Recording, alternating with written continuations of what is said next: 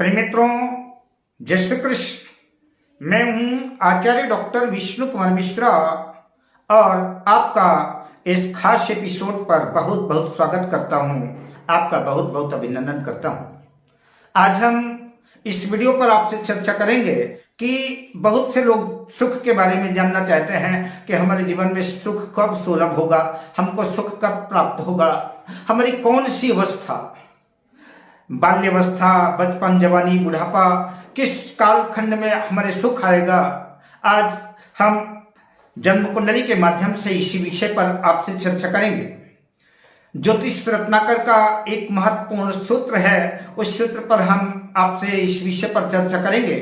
पर उससे पहले आपसे एक आग्रह, अगर आपने अभी तक हमारे इस चैनल को सब्सक्राइब नहीं किया है तो प्लीज चैनल को सब्सक्राइब करें, साथ ही नोटिफिकेशन बेल को भी प्रेस करें। आप अपने जीवन का वो कालखंड जानना चाहते हैं जिस कालखंड में सर्वाधिक सुख आपको जीवन में मिलेगा। ज्योतिष रत्नाकर के अनुसार से जन्म कुंडली के चार्ट में 12 भाव होते हैं। जन्म कुंडली के चार्ट में 12 भाव होते हैं। इन 12 भावों को, जन्म कुंडली को 3 भागों में विभक्त किया गया है, जिसमें लग्न से लेकर के चतुर्थ तक का एक कालखंड।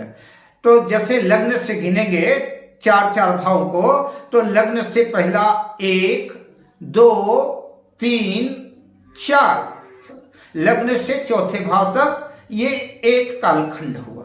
अब आगे पंचम भाव से गिनेंगे अष्टम भाव तक, तो पंचम भाव में 1, 2, 3 और 4।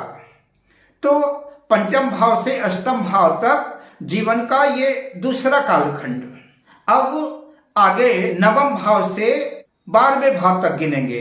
नवम भाव से गिनेंगे तो 1, 2, 3, 4। अब आपने जन्म कुंडली को इन 3 भागों में विभक्त कर लिया। 4 भाव एक कालखंड में, 4 भाव एक कालखंड में और 4 भाव एक कालखंड में। तो लग्न से लेकर के चौथे भाव तक ये जो कालखंड आएगा, आपके जन्म से लेकर के जवानी का कुछ भाग, लगभग एक मोटा मोटा ऐसा समझ के चलिए कि आपके 20-22 साल तक की उम्र का एक भाग इस पहले कालखंड में आएगा। लग्न से लेकर के चौथे भाव तक में अगर अधिक शुभ ग्रह बैठे हैं, लग्न से लेकर के चौथे भाव तक में अगर अधिक शुभ ग्रह बैठे हैं तो आपके जीवन में इस पहले भाग में, जीवन के कालखंड में ज्यादा सुख मिलेगा। शुभ ग्रह कौन से हैं? गुरु और शुक्र नैसर्गिक शुभ है। शुक्ल पक्ष का चंद्रमा अगर अकेला है तो बुध भी शुभ कहलाएगा। तो शुभ ग्रह जो है, तो अगर इस पहले कालखंड में पहले भाव से लेकर के चौथे भाव तक शुभ ग्रह बैठे हैं तो आपका ये पहला कालखंड ज्यादा बेटर रहेगा, ज्यादा शुभ रहेगा, ज्यादा सुखद रहेगा। अगर पंचम भाव से लेकर के अष्टम भाव तक जो है आपके कुंडली में शुभ ग्रह बैठे हैं, गुरु, शुक्र, चंद्र या बुध, चंद्र शुक्ल पक्ष का हो, शुभ हो और बुध भी अकेला हो, तो आपका द्वितीय कालखंड, जवानी और प्रौढ़ावस्था कुछ मिलाकर के ये कालखंड आपका ज्यादा सुखद होगा।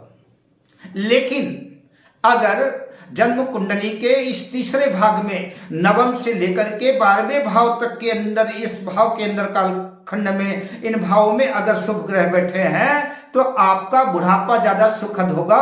ज्योतिष रत्नाकर में ऐसा सूत्र दिया गया है। वह सूत्र हमने आपके बीच में रखा है, आप इसे अपने जीवन में अप्लाई करके देखिए, को आजमाइए। कि अब हम आपसे लेते हैं विदा, शुभकामनाओं के साथ। जय श्री कृष्ण।